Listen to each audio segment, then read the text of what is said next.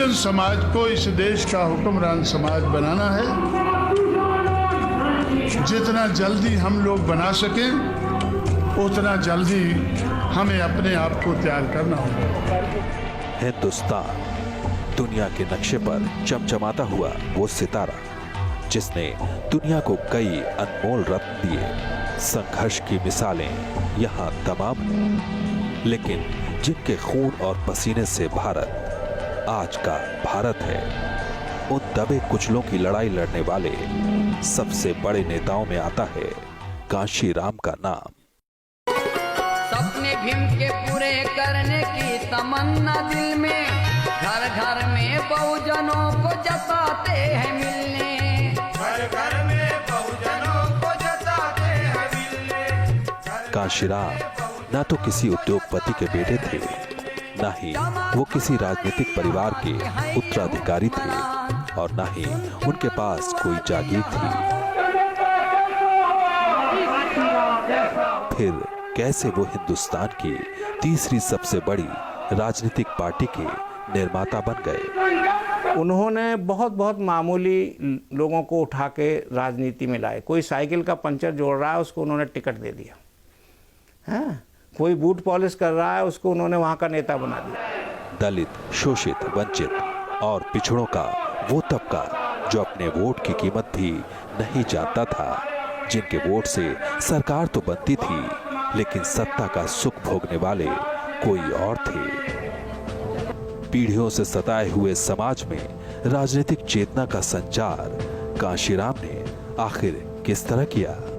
उन्होंने सोचा कि भाई जब सत्ता हमारे हाथ में आएगी तो हम बदलाव कर लेंगे। सूट बूट के रुतबे पर सांस लेने वाली सियासत आखिर कैसे एक बेहद साधारण और सादगी पसंद पैंट शर्ट पहनने वाले आम आदमी के सामने नतमस्तक हो गई?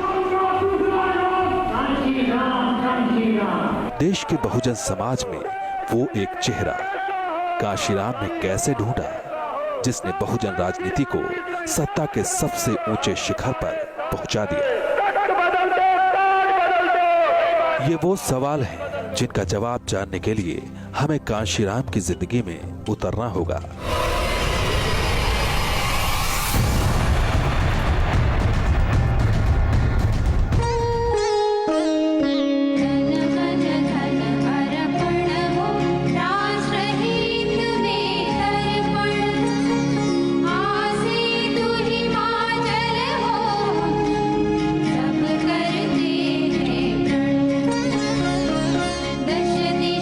बाबा साहेब भीमराव अम्बेडकर ने आजाद भारत को संविधान के रूप में एक ऐसी व्यवस्था दी जिसमें सभी को समान अधिकार मिला।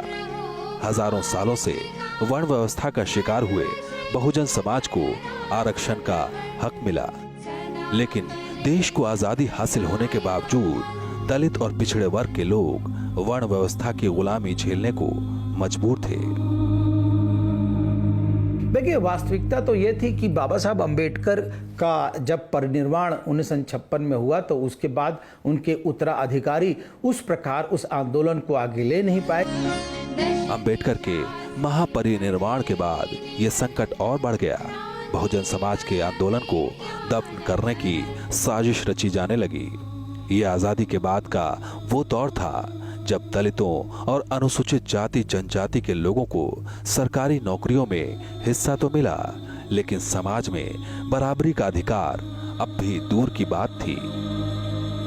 कांशीराम ने जल्द ही भांप लिया कि बहुजन समाज को एक राजनीतिक जमीन की जरूरत है, तभी बाबा साहेब अम्बेडकर का सपना पूरा होगा। हम राजनीतिक सत्ता की एक गुरु किल्ली है, ये भी बाबा साहब ने हमें कहा है। इस गुरु किल्ली को हासिल करके हम जिंदगी के हर पहलू में कोई भी ताला खोल सकते हैं। कांशीराम का जन्म 15 मार्च 1934 को पंजाब के रोपड़ में एक धर्मांतरित रैदासी सिख परिवार में हुआ। उनके पिता का नाम हरि सिंह और मां का नाम बिशन कौर था। कांशीराम ने पंजाब यूनिवर्सिटी से बीएससी की डिग्री हासिल की। वो साल 1958 था जब महाराष्ट्र के पुणे में वो असिस्टेंट साइंटिस्ट के पद पर काम करने लगे।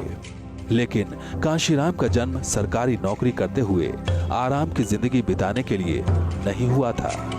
जल्द ही वो घटना घटी जिसने उनकी पूरी जिंदगी ही बदल दी।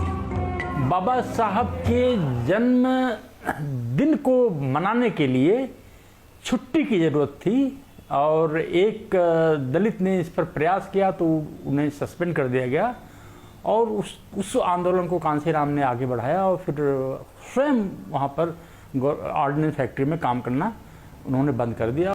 साल 1965 में जब डॉक्टर अंबेडकर की जयंती पर सार्वजनिक अवकाश रद्द कर दिया गया तो कांशीराम के मन में आक्रोश की भावना उबल पड़ी। उन्होंने आंदोलन की ठान ली। पूरी व्यवस्था से लड़ने के लिए वो अकेले ही आगे बढ़ गए। अनेक लोग इस आंदोलन में उनके साथ जुड़ते गए और यहीं से उन्होंने संगठन खड़ा करने की बारीकियां सीखी। जब मैंने महाराष्ट्र में अंबेडकर जयंती के मौके ऊपर संघर्ष हुआ, हमें आंदोलन करना पड़ा। उस पूरे आंदोलन में पूरे का पूरा पैसा कांशीराम का लगा था। मैंने किसी एम्प्लॉई से भी इकट्ठा नहीं किया था।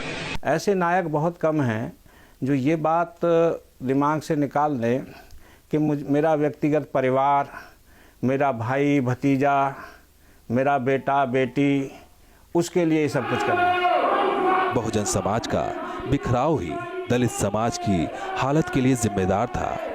सदियों से दबाए गए समाज को खड़ा करना इतना आसान नहीं था। मनुवादी व्यवस्था से लड़ते हुए कांशीराम को इसका एहसास हो गया था कि उन्हें सब कुछ त्यागना पड़ेगा। आखिरकार उन्होंने अपनी जिंदगी के 5 सबसे बड़े फैसले लिए। उन्होंने संकल्प लिया कि मैं जीवन में कभी भी शादी नहीं करूंगा। आज से यह बहुजन समाज ही मेरा घर परिवार है। मैं अपने लिए कोई संपत्ति अर्जित नहीं करूंगा। मैं किसी भी शादी और मृत्यु के आयोजन में नहीं जाऊंगा और मैं अब कभी लौटकर अपने घर नहीं आऊंगा। पहले बुद्धिस्ट लोग थे जो भंते हो जाते थे, गृह त्याग कर देते थे। लॉर्ड बुद्धा ने भी गृह त्याग किया था। तो उस परंपरा को आगे बढ़ाते हुए कांशीराम जी ने गृह त्याग कर दिया। भाई बहन पिता माता से कोई इमीडिएट इमोशनल संपर्क उन्होंने नहीं रखा। हिंदुस्तान की राजनीति के इतिहास में ये शायद अब तक की सबसे कठोर प्रतिज्ञा थी। कांशीराम जिंदगी भर इन आदर्शों पर डटे रहे। वो अपनी दूसरी बहन की शादी में भी नहीं गए, यहाँ तक कि अपनी बहन और पिता के अंतिम संस्कार में भी मां के लाख बुलावे के बावजूद कांशीराम अपने संकल्प से नहीं टिके। I must have no family and no property. मेरा कोई घर घाट नहीं होना चाहिए और मेरा कोई प्रॉपर्टी नहीं होनी चाहिए। अगर घर घाट होगा तो मुझे प्रॉपर्टी चाहिए, पैसा चाहिए। पैसा समाज से इकट्ठा करके मैं ये काम चलाऊंगा तो मुझे हिसाब किताब देना होगा। कांशीराम ने इतना बड़ा त्याग इसलिए किया क्योंकि उनके मन में पीड़ित समाज के लिए करुणा थी। वो सरकारी नौकरियों और पूरे समाज में दलित पिछड़ों के साथ हो रहे अन्याय, पक्षपात और छुआछूत से आहत थे। Caste is a big factor in India, and wherever the people from India go, if they don't carry anything with them, at least they carry their caste. राजनीति में कांशीराम का मुकाबला उन पार्टियों से था जिनके प्रमुख पदों पर सवर्णों, खास तौर पर ब्राह्मणों का कब्जा था। उन्होंने अपनी सभाओं में बीजेपी, कांग्रेस और लेफ्ट पार्टियों को खुलकर ब्राह्मणवादी और मनुवादी कहा। हमें कांग्रेस से कोई लगाव नहीं है। कांग्रेस मनुवादी पार्टी है। कांग्रेस मनुवादी समाज व्यवस्था को सीपीएम और सीपीआई और बीजेपी तीनों के साथ मिलकर बनाए रखना चाहती है और इनका मिलाप आप लोगों ने इसी पार्लियामेंट के सेशन में देखा होगा। आजादी के बाद बहुजन समाज कांग्रेस पार्टी का बड़ा वोट बैंक था। इंदिरा गांधी और राजीव गांधी जैसे बड़े कद के नेताओं से मुकाबला कर दलित वोटरों को तोड़ पाना उस वक्त बालू से तेल निकालने जैसा काम था। वो कहते थे कि मुझे तुम्हारे वोट की लूट बचानी है। तो जब आप मत से सरकार बदलते हैं और आप भी ही बहुमत हैं, आप ही बहुजन हैं, और आप एक बार इकट्ठे होके क्यों ऐसी व्यवस्था नहीं बना लेते जो आपके दुख दर्दों को दूर करे। एक जिस दिन चुनाव होते हैं वह एक ऐसा दिन है कि अरबपति, खरबपति, लैंडलॉर्ड, ठाकुर, दलित सब एक क्यू में खड़े होते हैं। आखिरकार साल 1971 में कांशीराम ने सरकारी नौकरी छोड़ दी और सोए हुए समाज को झकझोरने में तन मन धन से लग गए। साल 1973 में कांशीराम ने कर्मचारी संस्था बामसेफ यानी backward and minority communities employees federation का गठन किया। बामसेफ के माध्यम से समाज के संगठन के लिए पूंजी इकट्ठा की गई। 6 दिसंबर 1978 को दिल्ली में बामसेफ को अखिल भारतीय स्वरूप दिया गया। कांशीराम ने नारा दिया, ठाकुर ब्राह्मण बनिया छोड़, बाकी सब हैं DS4। DS4 यानी दलित शोषित समाज संघर्ष समिति। जिन लोगों ने पूना का पहला दफ्तर मेरा देखा होगा बामसेफ का, तो 2 कमरे का दफ्तर था। अगले कमरे में बामसेफ चलती थी और पिछले कमरे में, बीच में दरवाजा था, पिछले कमरे में RPI चलती थी। उन्होंने तुरंत ये पहचान लिया कि अगर हमको अंबेडकरी आंदोलन को गतिशीलता देनी है तो केवल और केवल कर्मचारी तंत्र के अंदर नहीं बंद के रहना पड़ेगा, और इसलिए उन्होंने DS4 की 1981 के अंदर 6 दिसंबर 1981 में उन्होंने DS4 बनाई, दलित शोषित समाज संघर्ष समिति। बाद में DS4 के जरिए ही कांशीराम ने कश्मीर से कन्याकुमारी तक साइकिल रैली निकाली और देश भर में घूमे। चलो सारे मिलके चलो रे सारे मिलके चलो, कांशीराम जी है साथ साथ, सारे मिलके 100 दिनों में ये साइकिल यात्रा दिल्ली पहुंची। इस दौरान 7,000 से ज्यादा सभाएं की गई। 42,000 किलोमीटर दूरी तय करके लगभग 10 करोड़ लोगों से संपर्क साधा गया। ये उस जमाने में अपनी तरह का सबसे बड़ा राजनीतिक प्रयोग था। पैदल चले थे, साइकिल चला के। वो अकेले नेता दिखाई पड़ते हैं जो अपने पास चना, थोड़े से चने रखते थे, गुड़ रखते थे, चना खा लिया, गुड़ ले लिया और पानी पी लिया। जबकि तमाम नेताओं के आप देखिए रैलियां निकलती हैं और होती हैं, AC में नेता चलता है और वहाँ जाके अपना भाषण देता है सब, हैं। साथ साथ एयर कंडीशन की व्यवस्था की जाती है, रथ भी सजाए जाते हैं, तो कैसे सजाए जाते हैं। लेकिन कांशीराम की साइकिल यात्रा जो थी वो सीधा लोगों से जुड़ जाती थी। कांशीराम ने संगठन को मजबूत करने में अपनी पूरी जिंदगी खपा दी। उन्होंने दलित नेताओं को चुनाव लड़वाए और जितवाए, लेकिन साल 1977 में मायावती के रूप में उन्हें एक ऐसा चेहरा मिला जिसने राजनीति के खेल में बड़े बड़ों को धूल चटा दी। उस वक्त तक कांशीराम बड़ी राजनीतिक हस्ती जरूर बन चुके थे, लेकिन सत्ता दूर दूर तक नजर नहीं आ रही थी। ऐसे कठिन दौर में मायावती के संघर्ष ने दलित समाज को नई ताकत दी। साल 1980 आते आते बामसेफ दलितों का सबसे बड़ा थिंक टैंक बन गया। तब कांशीराम ने कुछ ऐसे नारे गढ़े जिसने पूरे दलित समाज में जान फूंक दी। वोट हमारा, राज तुम्हारा, नहीं चलेगा नहीं चलेगा। वोट से लेंगे PM CM, आरक्षण से लेंगे SP DM। जिसकी जितनी संख्या भारी उसकी उतनी भागीदारी। ये वो नारे थे जिसने सवर्णों के वर्चस्व पर सीधे चोट की और दलित राजनीति को उम्मीदों के पंख लगा दिए। जिसकी जितनी संख्या भारी उसकी उतनी भागीदारी, ये जो एक वृहत फलक पर राजनीति का, आत्म राजनीति का जो उन्होंने आगमन किया, मुझे लगता है कि वह अपने आप में एक नया प्रयोग था। 14 अप्रैल 1984 को बाबा साहेब भीमराव अम्बेडकर की जयंती पर कांशीराम ने बहुजन समाज पार्टी की स्थापना की। उन्होंने अपने आंदोलन को कर्मचारी आंदोलन से होते हुए उसको गतिशीलता प्रदान करते हुए राजनीतिक आंदोलन 14 अप्रैल 1984 में बदल दिया और अखिल भारतीय संगठन की ओर बढ़ गए। कांशीराम का लक्ष्य 6000 पिछड़ी जातियों को जोड़कर बहुजन समाज के हाथों में सत्ता की चाबी थमाना था। लेकिन ये इतना आसान नहीं था।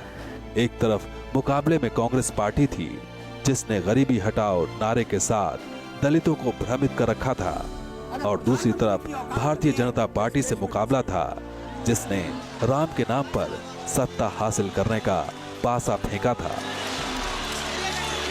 कांग्रेस, बीजेपी और लेफ्ट पर प्रहार करने के लिए कांशीराम ने सबसे पहले उन दलित नेताओं को निशाना बनाया जो अपने निजी स्वार्थों के लिए कांग्रेस और बीजेपी में चमचागिरी कर रहे थे। साल 1982 में ऐसे दलित नेताओं पर कांशीराम ने एक किताब लिखी, द चमचा एज, यानी चमचों का युग। इस किताब ने पूरे देश में खलबली मचा दी। मैंने एक किताब लिखी है, चमचा एज, चमचों का युग। चमचों से कैसे निपटना है उसके लिए भी मैंने उसमें उपाय लिखे हैं। एक उपाय है, hit the hand that operates the चमचा। चमचों से मत उलझो, चमचों को मत तोड़ो, क्योंकि अगर एक चमचा मैंने ऐसा है उसको हट किया वो टूट जाएगा तो हमारा दुश्मन दूसरा चमचा उठा लेगा। जो चमचों को उठाने वाले हैं उनको मैं हिट करता हूं, उनको जो यूज करने वाले हैं उनको हिट करता हूं।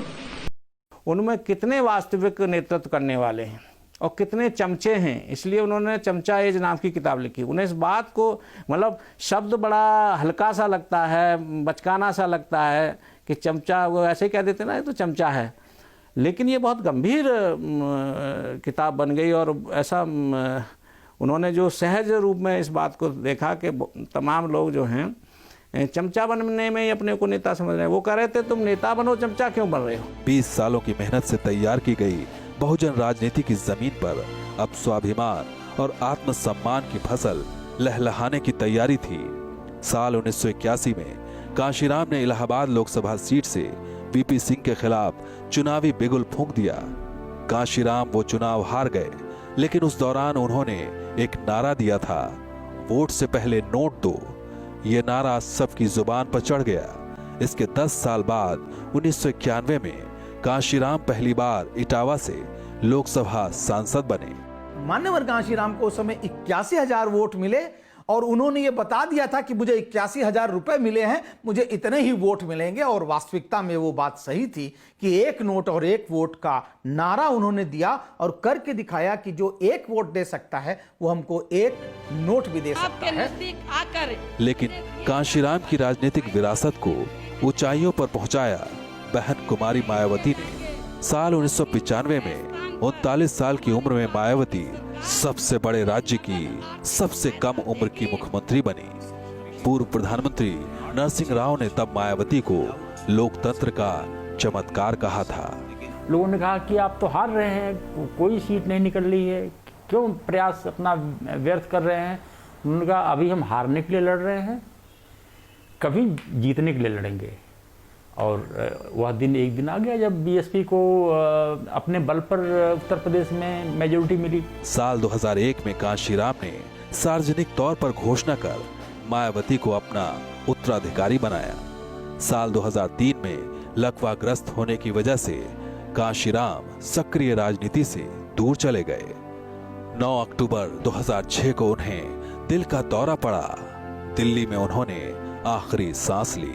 हालांकि ये उनकी शारीरिक कुर्बानी भी थी, उसका नतीजा हमारे इस महानायक को अगर स्वास्थ्य के दृष्टि से सोचें तो वो जो इन्होंने अधिक परिश्रम किया था वो उनके शरीर पर उसका असर गया।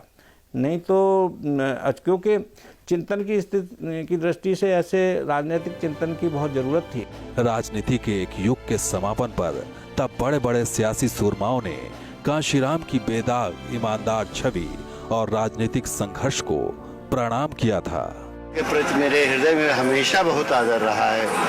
उनके त्याग को देख करके उनका सर मेरा झुकता है। योग्य राजनीतिक विचारक के रूप में और एक संगठक के रूप में मैं हमेशा उनका आदर करता रहा हूँ। महान नेता थे कांशीराम जी, और दलितों को जो उन्होंने जगाया, इज्जत और सम्मान दिया, और भारत के मानचित्र पर उन्होंने दलित भाइयों को, जो अंतिम आदमी समाज के हैं, उनको प्रतिष्ठित करने में बड़ा भारी इनका योगदान रहा है। कांशीराम का महापरिनिर्वाण हुआ। 1 साल बाद ही चौथी बार मायावती पूर्ण बहुमत के साथ उत्तर प्रदेश की मुख्यमंत्री बनी। ये पूर्ण बहुमत से बनी बीएसपी की पहली सरकार थी। दलित राजनीति अपने शिखर पर थी। मायावती और कांशीराम दो ही इसके आधार थे। तो उसमें बड़ा पिलर जब टूट गया तो सब कुछ मायावती जी के हाथ में या उनके निर्णय पर या उनकी जिम्मेदारी बन गई। कांशीराम एक ऐसे इतिहास पुरुष थे जिन्होंने देश के बहुत बड़े वर्ग को अपनी राजनीतिक ताकत का एहसास करवाया। दलितों, पिछड़ों, गरीबों और वंचितों के लिए संघर्ष करने वाले नेताओं में कांशीराम का नाम आज भी दुनिया में Mahatma Gandhi, Bhimrao Ambedkar, Martin Luther King और नेल्सन मंडेला जैसे महान विभूतियों के साथ लिया जाता है। कांशीराम आज भी दलित प्रेरणा के सबसे बड़े स्रोत हैं और रहती दुनिया तक उनका नाम देश के इतिहास में चमकता रहेगा।